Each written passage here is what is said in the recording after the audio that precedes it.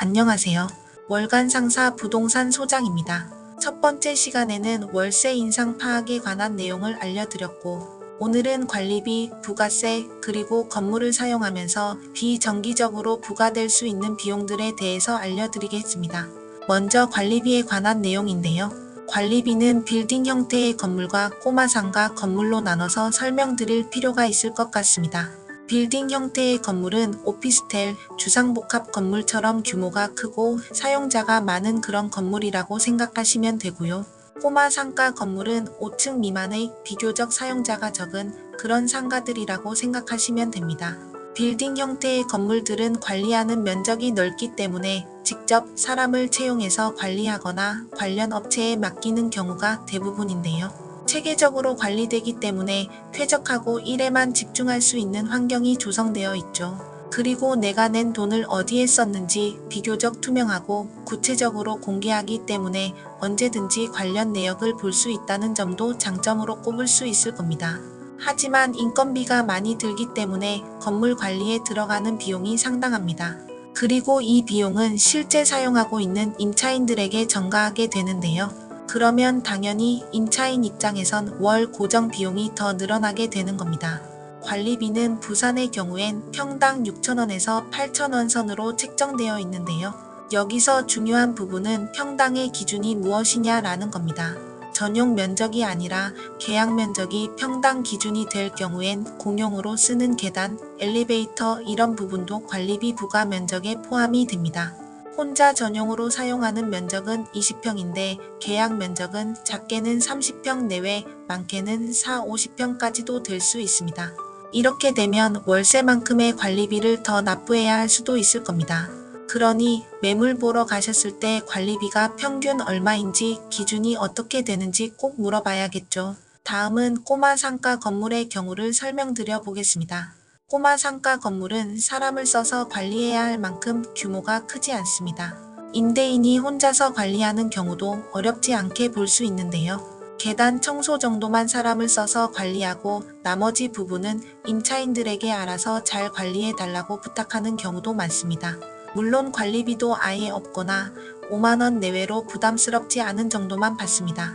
하지만 관리비를 너무 과하게 받으려는 분들도 간혹 계시는데요. 임대료 수익을 낮게 신고해서 소득세 납부 금액을 조금이라도 줄이려는 목적일 수도 있고요. 약간의 꼼수로 월 수익을 조금이라도 더 챙겨가려는 목적일 수도 있을 겁니다.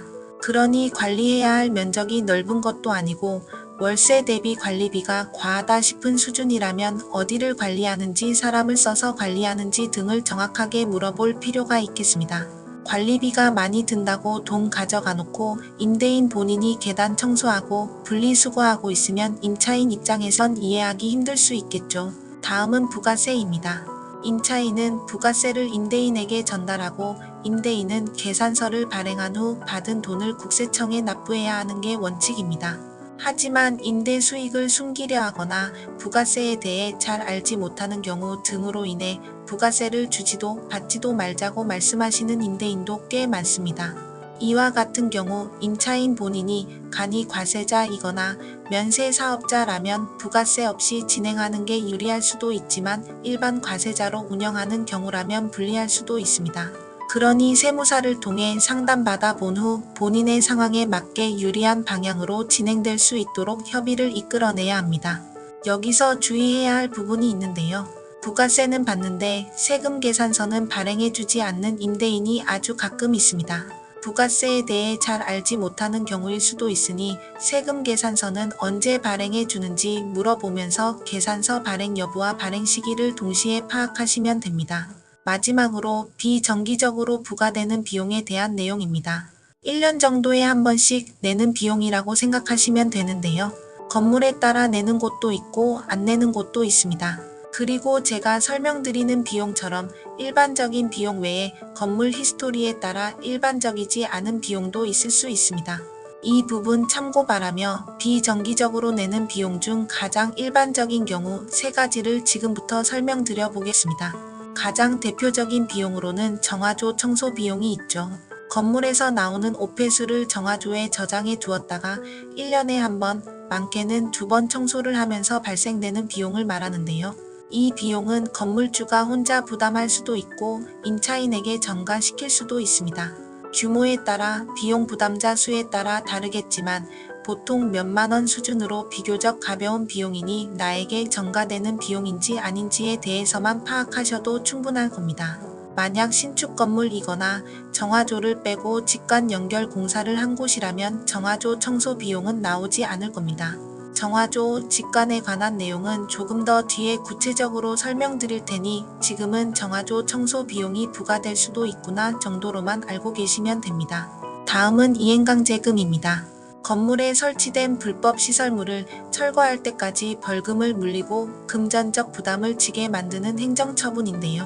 실제로는 연회비나 사용료 개념으로 구청에 비용을 납부하고 계속 사용하는 경우도 많습니다. 불법 시설물은 건물주가 설치했을 수도 있고 같은 건물에 다른 임차인이 설치했을 수도 있으며 나와 권리 계약을 맺은 이전 임차인이 설치했을 수도 있습니다. 이행강제금은 보통 설치한 사람이 비용을 내게 되는데요. 만약 나와 권리 계약을 맺은 전 임차인이 불법 시설물을 설치했다면 이행강제금도 나에게 인수될 수 있습니다. 인수받기 싫다면 전 임차인에게 시설물을 철거해 달라고 요청해야 하지만 철거 비용이 만만찮으니 거절당할 수도 있습니다. 불법 설치물 면적, 공시가 등 별도의 계산 방식이 있으나 이 부분까지 우리가 알 필요는 없으며 1년에 얼마 정도 나오는지 그리고 인수받았을 때 이점들이 있는지 정도만 파악하시면 됩니다. 마지막으로는 도로 점용료와 교통유발 부담금이 있겠습니다. 도로 점용료는 차량이 도로에서 건물로 진입이 가능하도록 땅을 깎아놓고 매년 사용료를 받는 것이고요. 교통유발 부담금은 교통 혼잡 지역에 위치하고 있고 건물 규모가 일정 면적 이상일 때 부과되는 금액입니다. 교통체증에 조금이라도 영향을 미쳤다고 보고 금전적인 부담을 주는 것이죠. 이 비용들도 직접적으로 건물을 사용하는 임차인에게 전가시키는 경우가 상당합니다. 가벼운 수준의 금액은 아니니 건물 규모가 좀 커 보인다거나 주차장이 있는 건물이라면 체크해 보시는 게 좋습니다. 오늘은 월세 외에 건물에 들어가는 비용 파악에 대해 설명드려 봤는데요. 유익한 시간이 되셨길 바라며 다음 시간에는 전기, 수도, 도시가스 설치 유무에 관한 내용을 설명드려 볼게요. 카페, 디저트 판매점, 음식점 하시는 분들이라면 꼭 체크해야 하는 내용이니 해당 업종 준비하시는 분들은 필수로 보셔야 합니다. 그럼 오늘 하루도 고생 많으셨고요. 다음 시간에 봐요.